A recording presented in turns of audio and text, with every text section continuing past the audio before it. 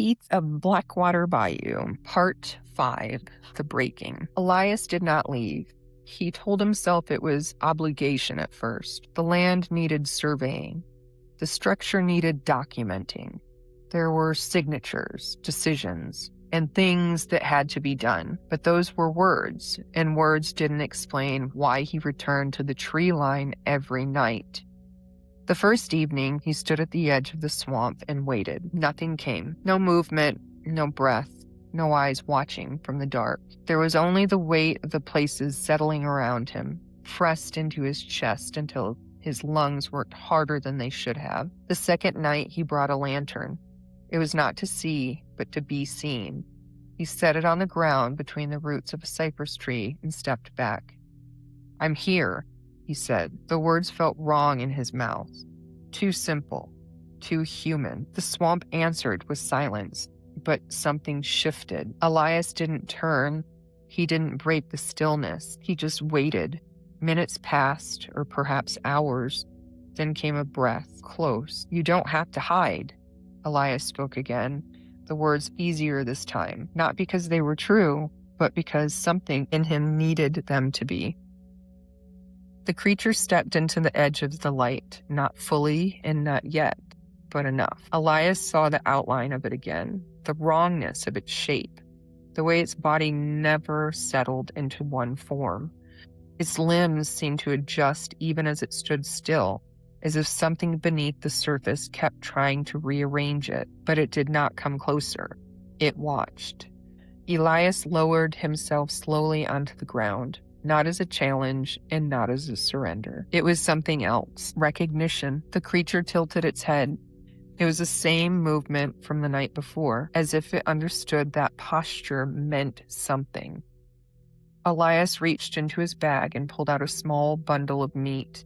He hesitated, then placed it on the ground between them. The creature's entire body went rigid, not from hunger, but from conflict. Elias saw it happen. Something was moving beneath the surface, a war between instinct and memory. "It's yours," Elias said softly. The creature took a step forward, then stopped. Its claws dug into the mud. Another step. It was closer now. Elias didn't move and didn't breathe. The creature reached the edge of the light, and for the first time, it stood fully before him. Elias felt his stomach twist. Up close, the damage was worse. The creature was not stable. Its skin split and reformed in places, thin seams opening and closing along its arms and chest as if its body had never decided which shape to keep. Its ribs pushed visibly against its flesh, sank back, then pressed again. Its face, God, its face kept trying to be human. The shape would form, eyes aligned, jaw set. Then something inside it would pull and ruin it again. But the eyes held, blue, watching him. Elias swallowed. "You're still in there." The creature froze. The words hit something deep. It made a sound, low and unsteady. Not quite a growl and not quite a voice. Elias leaned forward slightly. "You don't have to be this." The creature's hand trembled. It reached for the meat, its claws shaking violently as they touched it, and then it recoiled as if burned. The meat fell back into the mud. The creature staggered backward, clutching its head. A sound came out of it. It was not hunger, and it was not rage. It was something far worse. Recognition. Elias stood. No, it's okay." The creature screamed. The sound tore through the swamp. The trees shuddered, the water rippled, and something beneath the surface moved again. The creature collapsed, its body convulsing. Bones snapped, not outward, but inward. The transformation began again. But this time, it wasn't becoming the monster. It was being dragged away from all of it. Its spine cracked back into place, vertebrae shifting with sharp, wet sounds. Its limbs shortened violently, muscles tearing and reforming. Its claws split, fingernails forcing their way back through thickened bone. Blood poured into the mud. Elias stepped forward, then stopped because he understood. This wasn't healing. This was punishment. The creature, no, the man, was screaming now. He was fully human, and it was worse than howling, because now he remembered. Stop, the man choked. His voice broke, not from pain, but from understanding. Elias saw it in his eyes. Everything. What he had done, what he had become, what he had done as the thing. Please, the man whispered. The ground beneath him shifted. It was not violent and not sudden, but like something had been waiting.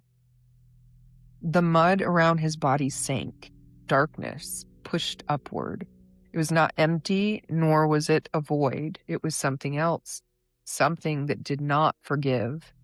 Elias stepped back. The man clawed at the ground, not to escape, but to hold on to anything. His eyes locked onto Elias, and in that moment, Elias understood why he had come. He was not there to save him, but to witness him. The man opened his mouth, not to beg, but to speak, but nothing came out, because there was nothing left to say. The darkness took him, slowly and deliberately. His body sank into it. His hands disappeared last, still reaching. Then, nothing. The swamp went silent, completely. Elias stood alone.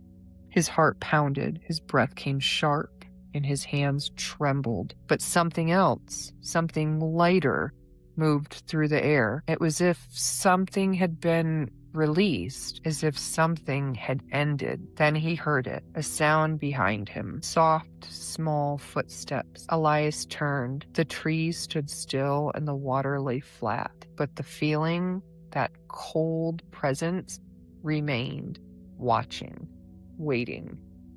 Not gone, never gone.